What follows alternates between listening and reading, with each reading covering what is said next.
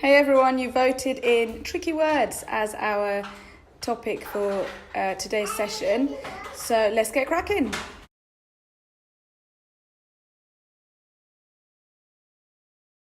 Okay, let's start with definitions first. What are tricky words? They're basically words that are tricky to spell. That's how I've always understood them. That's how we've taught them. There's also something called high-frequency words or sight words, which you may have seen posted around the web a lot. And they're just words that are quite frequent in reading and in writing, with some trickiness in spelling.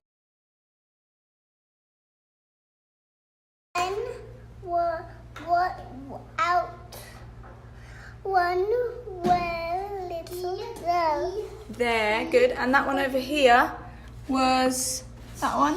Were, yeah, not where, were. So we're going to play a game, Amara. I'm going to say the word. You have to point to it. Are you ready? Said. Good. We. Can you do all? Can you find all? Very nice. What about they? What about he? Is that he? So I've mentioned it quite a few times and you've seen this in previous videos. This is how we display our tricky words on a tricky word wall. A really nice game to do is let the children build their walls by saying the correct words and then sticking them up and building their own wall. Okay, we're going to read a story together. Before we start, can we have a look at those words on the post-it notes, like here?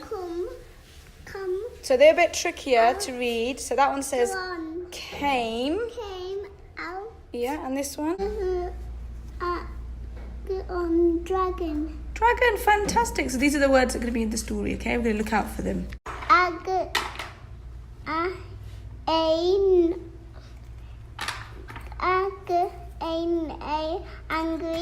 Again. And So Mara's going to carry on reading that story, aren't you?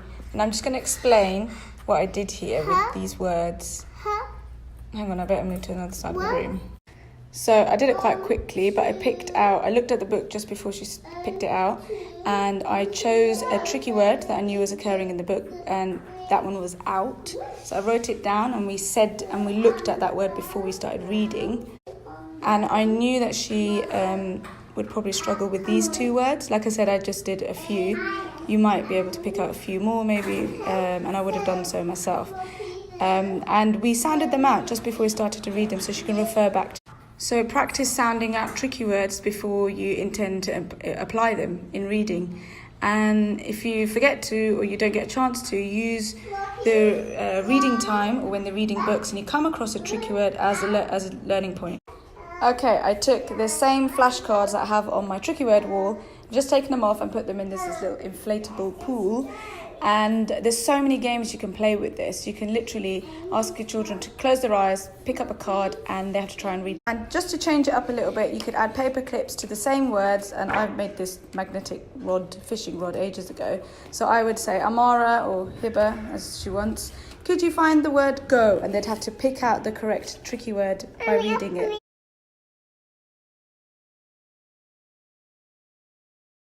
Another way we practice our tricky words is that I've made Amara this little spellings book, and she just really enjoys doing this. She likes to practice because she knows she can't sound out these words, so she uses them with her handwriting practice and to just help her spell them. And then we usually try to apply them in sentences. She's got the word the here and is.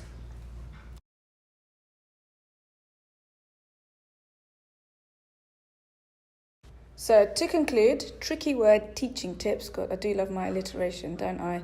So we've got 5 tips to summarise. The first one is display those tricky words. I cannot emphasise this enough. It really, really helps putting them up.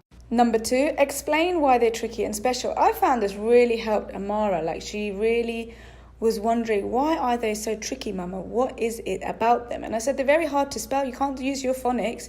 And that really motivated her to write.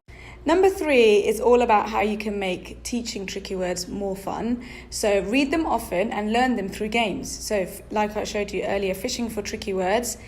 Can you find me, and have them out and they have to try and find the correct tricky word.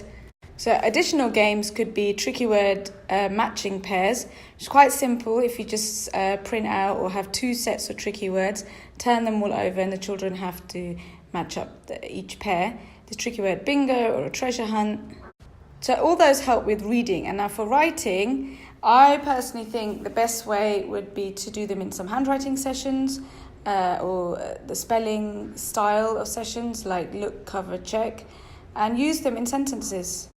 And lastly, you can highlight the tricky words on post-it notes or a whiteboard before reading a book, especially if those tricky words are occurring in that book.